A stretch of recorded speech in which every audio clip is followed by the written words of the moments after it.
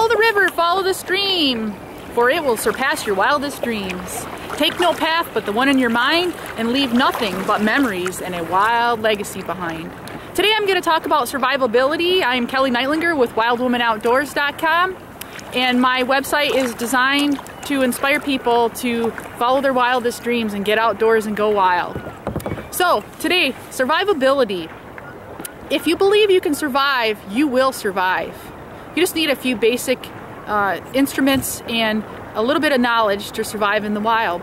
One of the most basic things that aids in your survivability.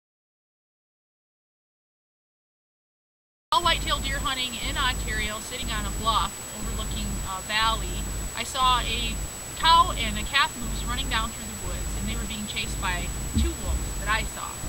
So seeing those two wolves, I wasn't immediately that frightened because I've trapped wolves, released wolves, I've had wolves with sarcoptic mange that I've taken out of the woods in my profession as a game warden in the past. And I've actually, been right up close and actually had to release them from a trap at arm's length. So I wasn't that frightened when I just saw two wolves. And I had encounters cross-country skiing with wolves in Michigan, and also prior contact with them in Montana and also in Ontario.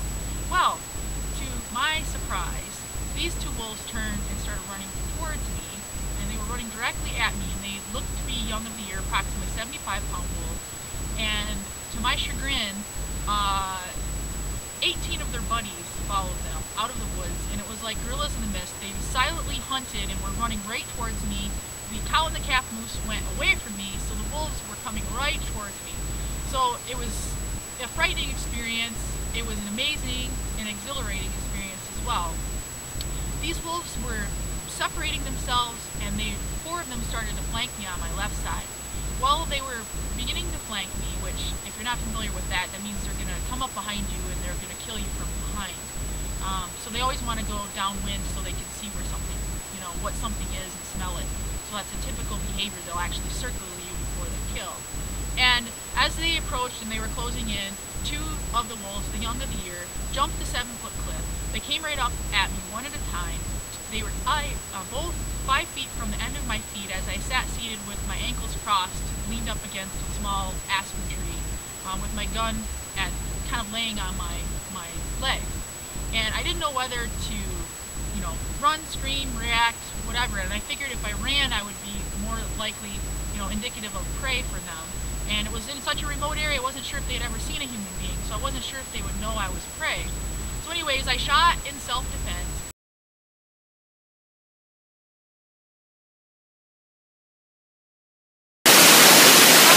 Kellie Nightlinger with Wild Woman Outdoors, here inside of a Mulan.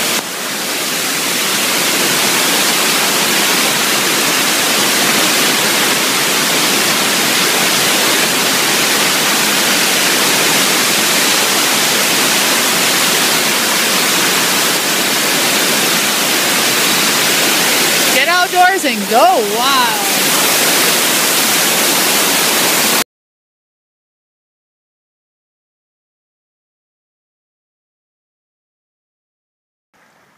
We've got a stellar sea lion following up the rear here.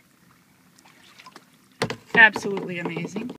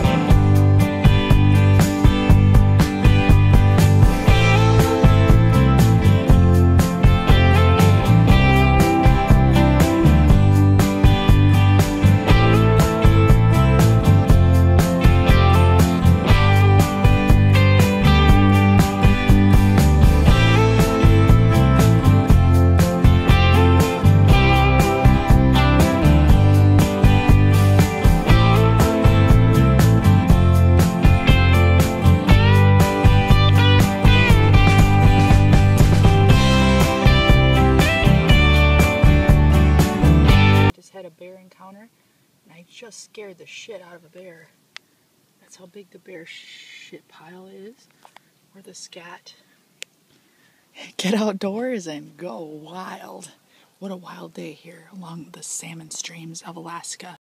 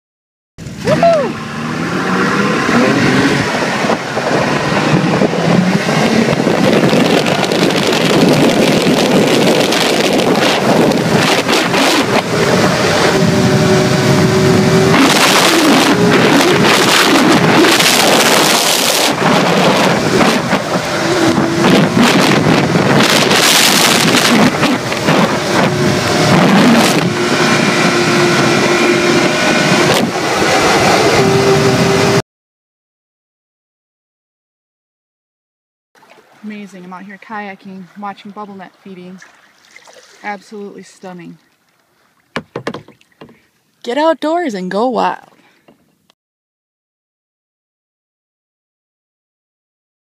It eats wood.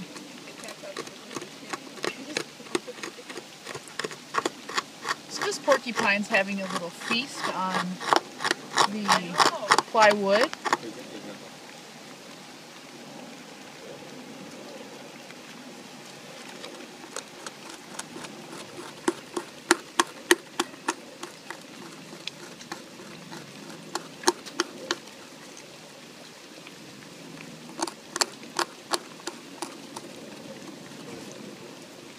They don't develop their quills until they're older.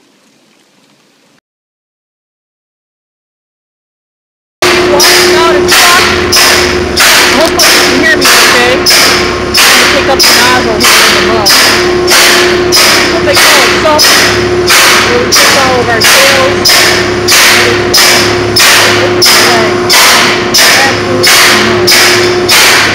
I just stand up to my knees.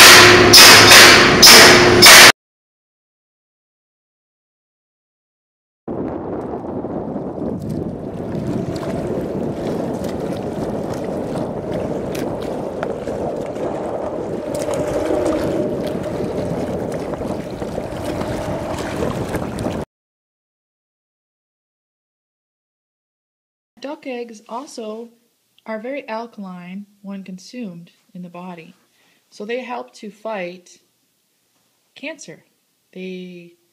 Cancer thrives in an acidic environment, and so they can thrive in that situation. You want to look for a clear eggshell too. So this one here, I would probably crack open and check before consuming. But I just wanted to mention that they can be a strong cancer fighter as well. So until next time, get outdoors, go wild, and follow your wildest dreams.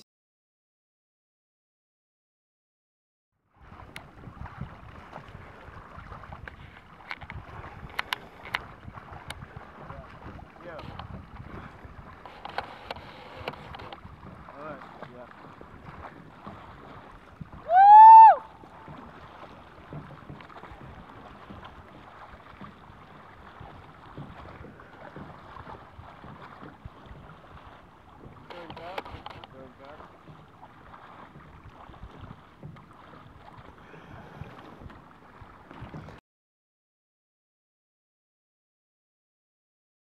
So these are some of the water pools that we drank in, and as you can see, it's a very kind of putrid source. So I had my little pot and would boil every pot of water. It would be full of algae and tadpoles and many other things. If you look closely, you can see some tadpoles. And the worst meal we ate was tadpole soup. We thought it was disgusting, but we did eat it a few times because we needed some protein. So I'll show you some tadpoles here. We would take my bowl and scoop up tadpoles. Those are all tadpoles. And put them in the water and cook them. Disgusting. Cold tadpole soup in the morning is even worse. So this gives you an example of one of the many things that we ate here. And I hope I never have to eat tadpole soup ever again.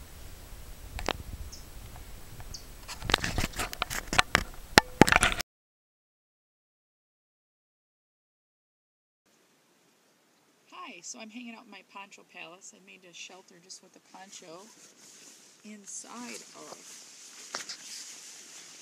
my rubber raft survival shelter. So I've been hanging out here for over an hour. There's a seal out there swimming, and it's been nice and toasty dry. So get outdoors and go I'm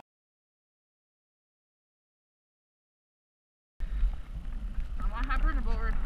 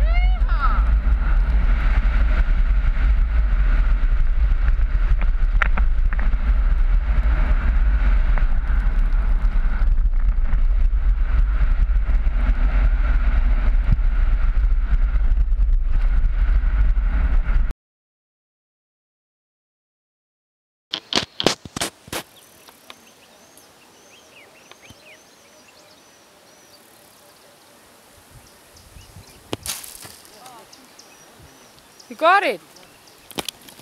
Good job. Hey, well, good job. No way. That's craziness. You got it? I can't believe it. Yes. The first time I thought, no way. Yeah. Oh my goodness. That's crazy. You weren't too lucky, man. Oh my gosh. First time. That's crazy. No way. That is unbelievable. I couldn't even hardly see. I just kind of went on gut instinct. That's how 90% are. Yes, I'm so lucky. Whoa. Look at that. That's so cool. There's your fish. Awesome. That is so cool. You make it look so easy. Oh my gosh. Now that's a lot of crap. Now everybody want to shoot them. Hi, this is Kellie Nightlinger with Wild Woman Outdoors, and here's a wild persimmon here in Texas. Very good to eat. You can eat them just like that. And here's what they look like. Green, still on the tree. And I've eaten these when I was a little kid. And they're very tasty, full of vitamins. heading from gold mine to gold mine. Can you imagine traipsing around this area, rock falls, avalanches, narrow roads, in a Model T or a Model A? Must have been amazing. If you step out of your comfort zone and push yourself into something new that you've never done, you will be reaping the rewards exponentially for years to come. Here I am in Alaska. It's the beginning of March, wintertime yet in Alaska. And it is beautiful. It's not even that cold out here today. And look what I just found. Nature's reward that I can reap today. Looking at this beautiful bouquet. So, get outdoors and go wild and follow your wildest dreams. Check me out at Kellie Nightlinger on Facebook and wildwomanoutdoors.com. Kellie Nightlinger with Wild Woman Outdoors here inside of a Mulan.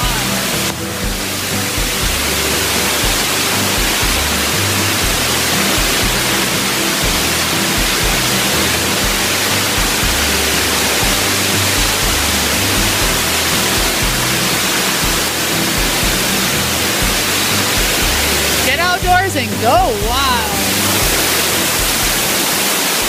Here at the Discovery Claim with a gold panning wheel. It's a nice innovative way to get some gold flecks. And I have found some.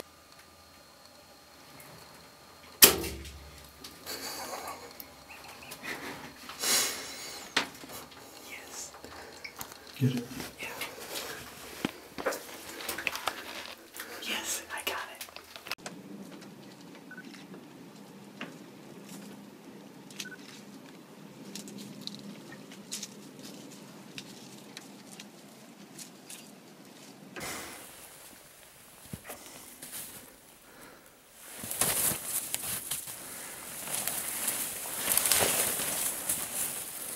It's okay, buddy.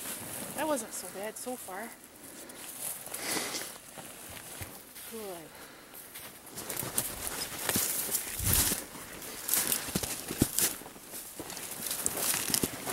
I was telling him I've had one tailing me pretty good.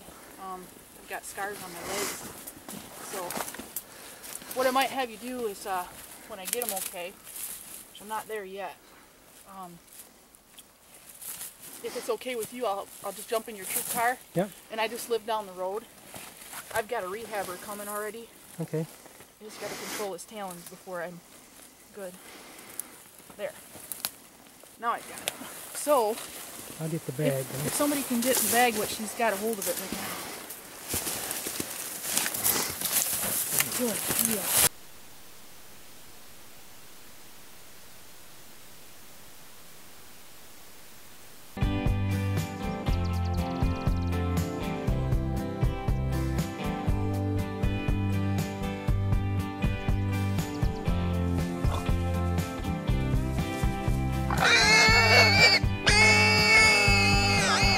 Attempt to give Creek some water. Very dehydrated. Actually, he's kind of going in a fetal position at the moment. Earlier he was standing up, but he is pretty stressed out. Come on, Creek. There you go. Got a little bit of a sip. Hopefully you can see that okay. I'm filming this myself. Creek is the 5th bald eagle that I rescued. Oh yeah. She's thirsty. Or he. At this age it's hard to tell when they're immature. Obviously American bald eagles will have a white neck when they're mature. This particular eagle was injured a couple weeks ago here in Epofet, and that's in Michigan where I live. This is the 5th bald eagle that I've rescued. One did not make it. I have talon marks in my left thigh where, come on Creek. Sometimes you kind of have to get them to be mad at you and they'll open their mouth. I don't want to give Creek too much food right now because it's so dehydrated and hungry. Probably just make it sick, throw it up, or have diarrhea. Come on, Creek. see if I can get him to open up. This bald eagle was injured by a car hitting it. It was alongside of a road here in Michigan called US 2 highway, and people hit deer along the highway, and they don't give birds like eagles enough berth to fly away. Eagles have a 6-foot wingspan when they're mature, bald eagles, and they have a slow wing speed, slow beat. So when you see a bald eagle alongside a deer carcass along the road, where an area where bald eagles are frequented, you need to slow down. It's a very large cause of eagle mortality and injury. And the other eagles that I rescued had botulism, which occurs naturally in the environment from rotting fish. Eagles are scavengers, as you probably know, and they also will kill live things. And actually, I believe this is a immature bald eagle that is a product of a female named Jocko that I rescued, I believe, 2 years ago. And this, if it's the same bird when it was a fledgling, was in the tree right out back, and I have some videos of a couple eagles. I'm here at my property in Montana at the Rocky Mountain Survival School, building my green off-the-grid log cabin, and I do a little archery practice every day to try to get better. Bullseye is my mission. So having fun out here, and it doesn't take very long to throw a few arrows down range, and it's good to practice every day. I want to get stronger. I want to be pulling back 70 pounds. Got a brand new sight on here. And I like how that sounds. And brand new archery target. Because I live up in Alaska part of the year and just came down here to Montana, where I'm working on my cabin because it's awesome hunting property. A little high on that one. I think I've got to stop talking. I'm just going to concentrate. Woohoo! Get outdoors and go wild!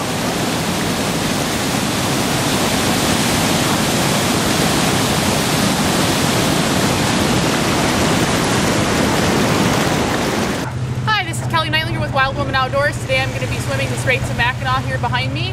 And it's a 5-mile crossing. It's 6.75 miles with the current that pulls you back and forth. This is a strait between Lake Huron and Lake Michigan, between Michigan's beautiful Upper Peninsula and Michigan's beautiful Lower Peninsula. It should take me about 2 hours and 45 minutes. I hope you enjoy. Get outdoors and go wild.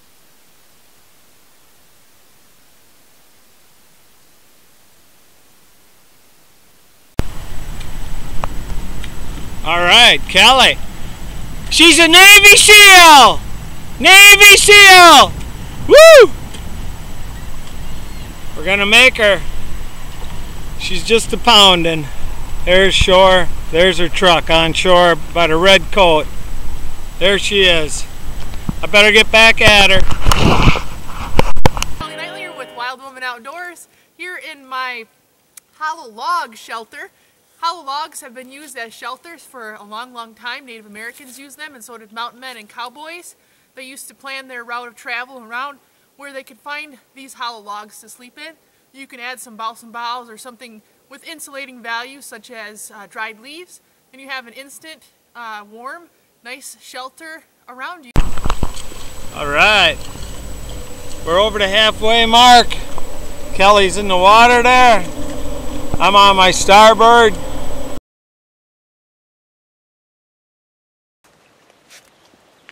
Hi, this is Kellie Nightlinger with Wild Woman Outdoors here along the Tequamanon River in Michigan's beautiful Upper Peninsula in my temporary shelter for a couple of days. Great fishing here on the Tequamanon, walleye, pike, muskie, anything you want. Panfish also.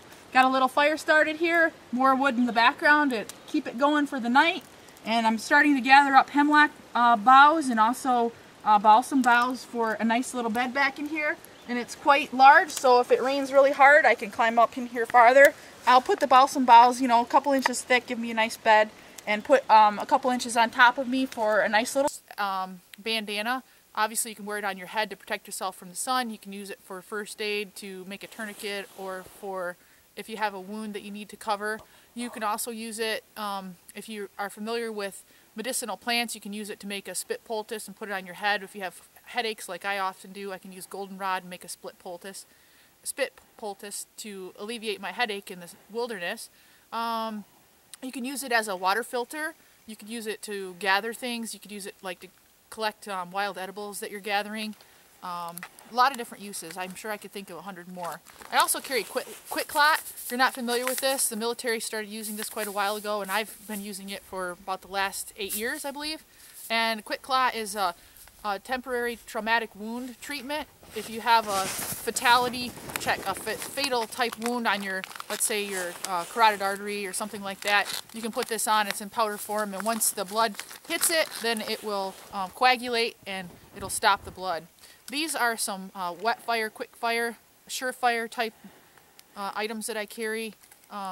Basically, you can start fire in the rain, the snow, whatever temperatures you're in. This particular product is wet fire, and I have surefire also. A lot of different products that have that. Here's a little bit of snaring wire. You always want to have a way to snare and to trap and snare animals for food. This is a little fishing kit. It has fishing line in there, hooks, anything you'd need, swivels.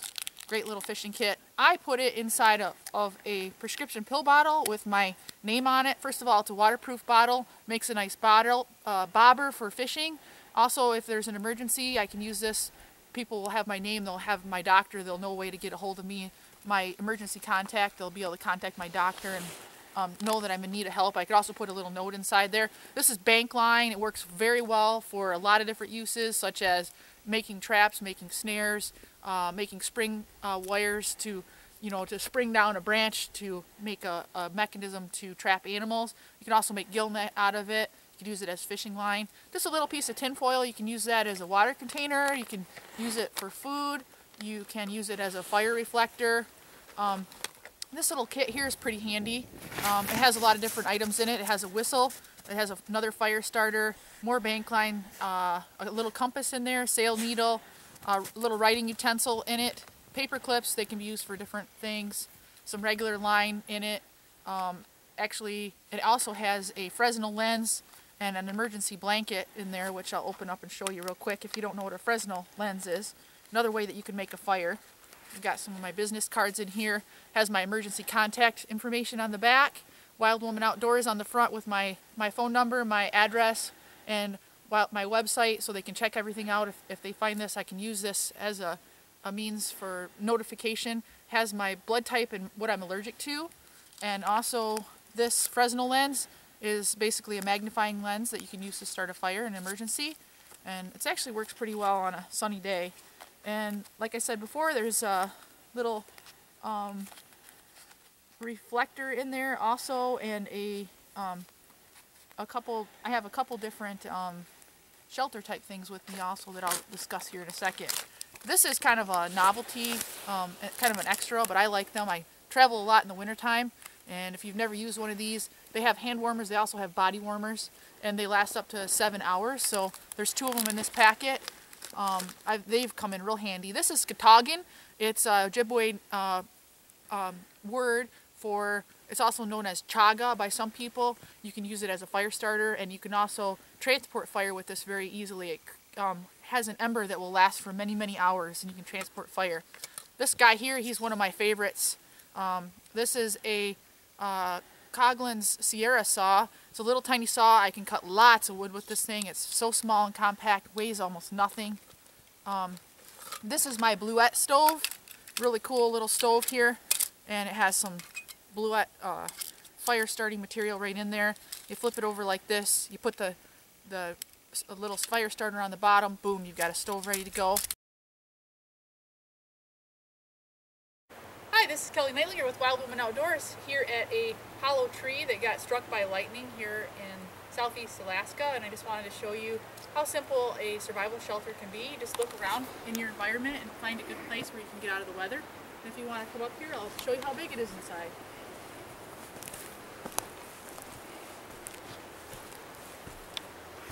So here I could make myself a little roof, and I would have nice insulation around here, and plenty of room to lie down, put my feet down. Could even have a little fire as long as you were protected and didn't burn the tree down. But this obviously was started by lightning a long time ago. Beautiful tree. Get outdoors and go wild.